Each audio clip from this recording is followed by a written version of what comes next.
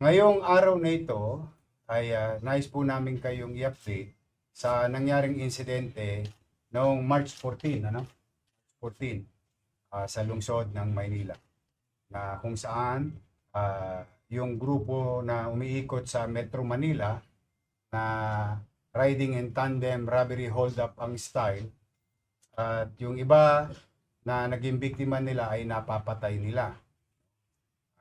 At ito, mga taong ito ay umaabot din sa probinsya. Uh, Base nga po sa mga napaulat, may mga nangyari pa sa Baguio, sa Cabanatuan, sa Nueva Ecija, and so on and so on. Now, mga kababayan, isa po sa nabiktima nila ay isang retiradong pulis ng lungsod ng Maynila. Nagretiro na walang indulto, maayos, at naging mabisang pulis Maynila. Kalulungkot mang isipin, sumakabilang buhay po si George dala ng mga lokong ito. And you already know that we asked for them to immediately surrender, particularly yung mga kasama nito. At nalaman nyo na rin na yung isa sa suspect ay nagsumuko sa ating pulis at itinuro itong si Albert Madaraog. At dahil po doon sa mga ilang testimonya niya, may contradicting testimonya rin ito, but be that as it may, malugod po naming ipinalam sa lahat ng tagalungsod ng Maynila. At ito'y maging babala naman sa lahat ng kriminal na maaaring pumasok at gumawa ng krimen sa lungsod ng Maynila. Today, we can honestly say, justice is served to the family of Capistrano. Ito po si Albert. Ipakita mo. Yan po yung nasa litrato, nasa CCTV na napanood ng madlang tao o ng taong bayan. At and he was properly identified also by B-Boy na siya yung kasama. Siya po ay kaninang madaling araw ay nadakip sa White Diamond Inn, San Pedro, Laguna.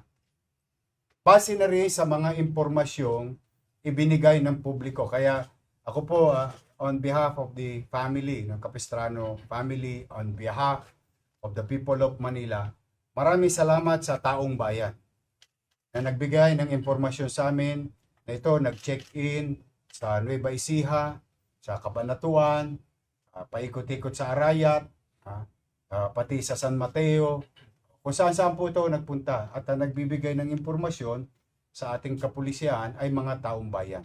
Alam niyo po kung sino kayo at maraming salamat po sa inyo at nasukol din po. At mapapansin ninyo, meron siyang kasama. Ang pinagtataka ko naman dito sa kasama, alam niya ng wanted yung kasama niya, dahil sila'y magnobyo, nakisapakatu ito. Alam niyo po, bawal po yun sa batas. I will let the justice system run its natural course. Pero sigurado po, ito po ay masasama sa kakasuhan. Kasi itong lokong to, kaya naman ay talagang taong bayan ay nag-aalala kasi ito po ay tumatakbo sa mata ng batas na considered armed and dangerous. Isang bagay na siyempre kahit naman sinong mamamayan, kapag nakakitaan ng kamukha niya, inuulat sa amin. At napag-alaman din na laging may kasama. Ngayon ay natuntun, pagkasama sila, ay syotaho nitong Albert. Sila po ay haharap sa husgado sa mata ng batas. Bakit ito hinanap bukod sa manhunt na ginagawa ng PNP or Manila Police District. Ito pong Albert Magdarog ay may mga standing warrant. Now, I would like to take this opportunity and maybe after this broadcast, we will call Mayor Magalong of Baguio City. Sapagkat ito'y pinanggigigilan din po ni Mayor Magalong. In fact, may balita po kami na may patong din po to sa ulo o papremyo nga, masasabi, o sa salitang kalsada. Dalanang ito'y gumawa ng isang krimen na siyang dahilan upang magamit ng Manila Police District. Yung warrant of arrest issued by Branch 3, no? Branch 3 ng Baguio City. At dahil po niya sa bisa ng warrant na yan, naging mabisa din po yung paghahanap ng Manila Police District. At sa tulong ng taong bayan. Kaya talaga pong napakalaking bagay na ang kooperasyon ng mamamayan ating pulis ay malaking tulong sa pagresolba ng mga krimen at pagbibigay bahagi ng hustisya sa mga biktima nitong mga Tolonges. Ulitin ko po, ang nasa inyong harapan ay si Albert Magdaraog. Kasama ni B-Boy na suspect. Bagay, inamin yun. Tama, inamin mo na, di ba? Pinaril mo. Ilang beses? 2 beses po. Isa po tumama po sa akin. Tumama sa kamay mo. Ayan.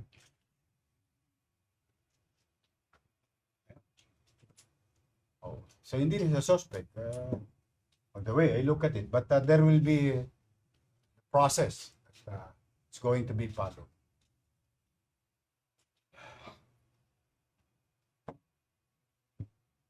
Ito naman babae. Hindi ko naman maintindihan.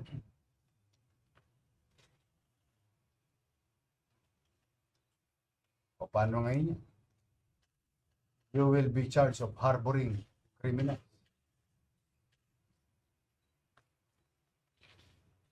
Kilala mo ba si George?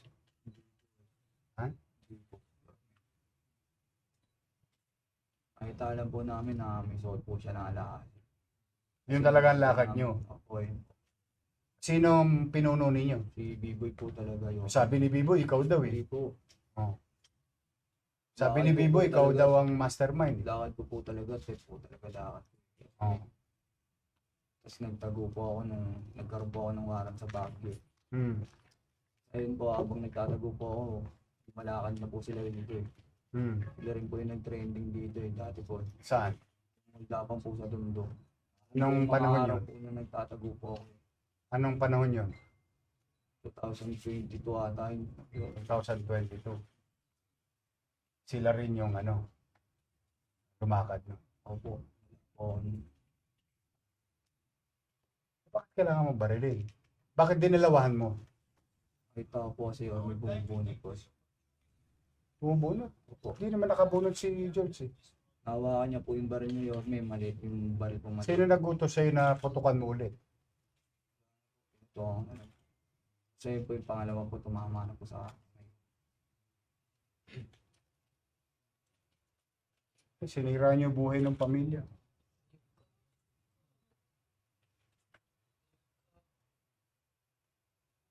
Walang kasaysayan. Tagal-tagal na naglingkod nun sa Maynila. Buong buhay nun. Para mapangalagaan kayo, kayo rin pala bibiktima sa kanya. Hindi ko po alam na pulis po yun. Nakita lang po na po yun.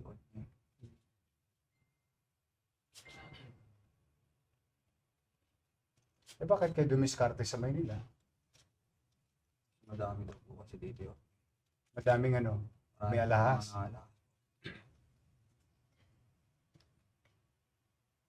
Ba't di ka pa sumuko? Sumuko na si B-Boy. Takot po ako yun. Ba't ka natatakot? Lalalaman mong pulis ang pinatay mo. Opo.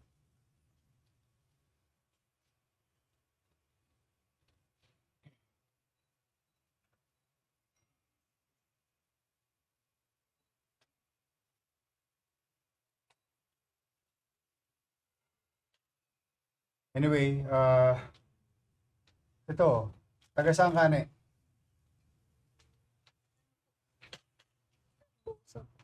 Herbosa. Sa Tondo ka rin. Ando na nanay mo. Tito ko lang po sila.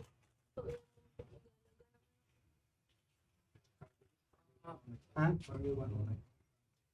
Sa may alkalde ka?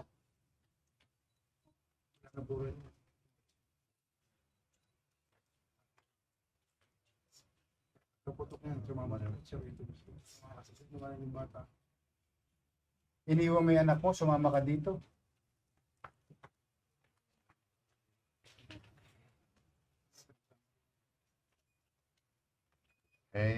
Papanagutin niya sa mata ng batas. Sabi ko sana sa mga kabataan, o lalo na sa mga bata, no? Alam nyo, maganda yung kayo'y nai-in-love. Kayo'y kakaroon ng partner sa buhay. Pero kung sa tingin nyo naman, tulad nito, gawin mo, may anak. Tapos iiwanan mo yung anak mo, pipiliin mo, criminal na boyfriend. So anyway, gusto ko lang pong at least mabigyan ng tuldok. After, ano ba ngayon? 20, 10 days. 10. 20 ano ngayon? 24. After 8 days. As we have promised, the people of Manila, kami po ay bilang gobyerno at organisasyong pulis. Maaaring hindi perpekto ang aming organisasyon among ourselves. But we guarantee you, we will not tolerate abuse. At the same manner, pagka ginawa ninyo sa Maynila, yung krimen, talaga pong hahabulin namin kayo, whether the following day, mahuli namin kayo 1 week after, 1 month after, 10 years after, it doesn't matter to us. We'll make you pay and be brought to justice. We are certain about these rules and policy. Now, having said that, bago ko po ibigay ito sa media, dahil puno-puno po ng in fairness po sa ating mga media, talagang nag-aantabay itong mga ito ng balita at update. Ayun. Now, next, kung nanonood kayo, kayong tatlo na basag kotse gang na may huli kayong biniktima sa Maceda Street. Meron na kaming mukha ninyo.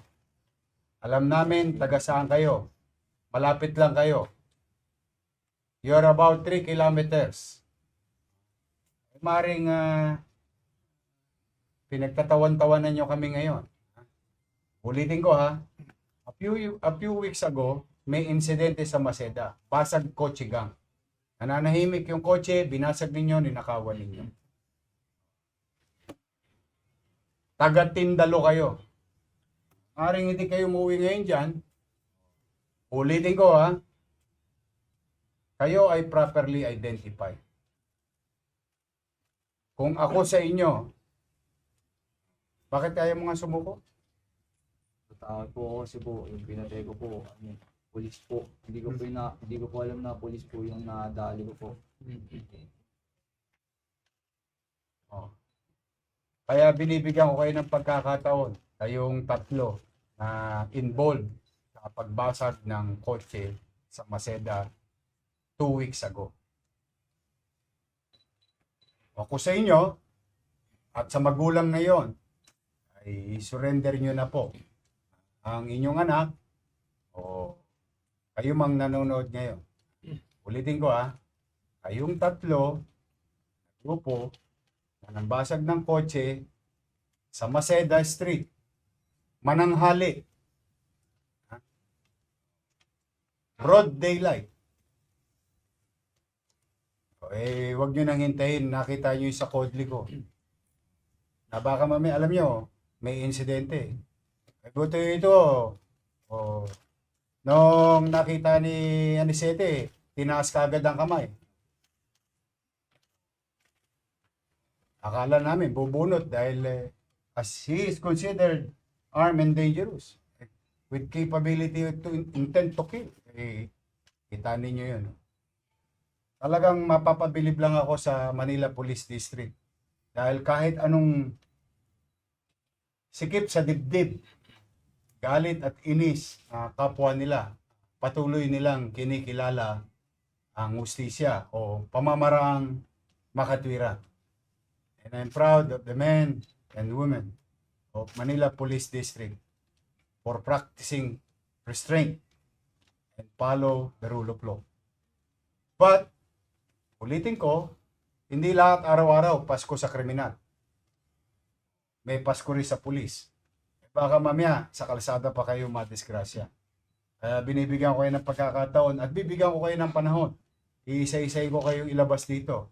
Pero for the meantime, we are focused with this incident and you're next.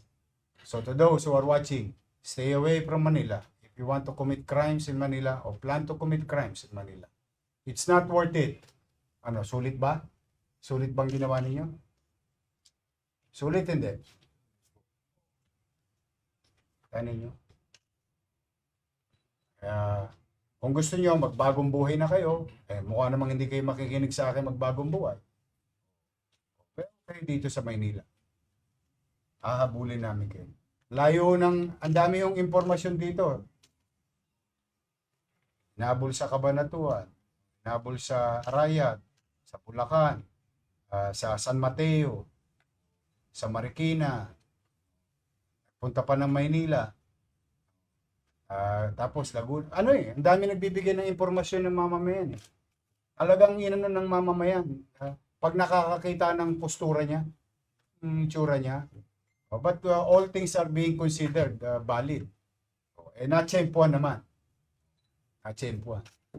So, to the family of George Capistrano, I hope your city government that pinaglingkuran, George, nakapagbigay ng hustisya sa inyo ngayong araw nito. At congratulations sa inyong lahat. Thank you very much to the men and women.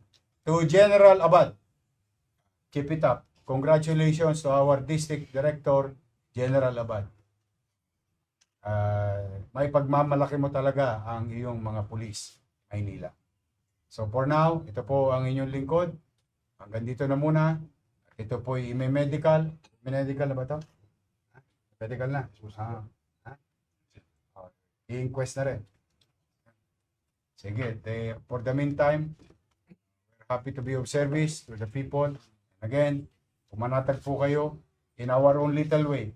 As your mayor, hanggat ako po ang alkalde ng lungsod ng Maynila, ay pipilitin ko po sa abot ng aking makakaya 10 ng aking mga kasamahan na naglilingkod sa bayan na ang ating lungsod, baling luma, maging maaliwalas, at panatag ang pamumuhay.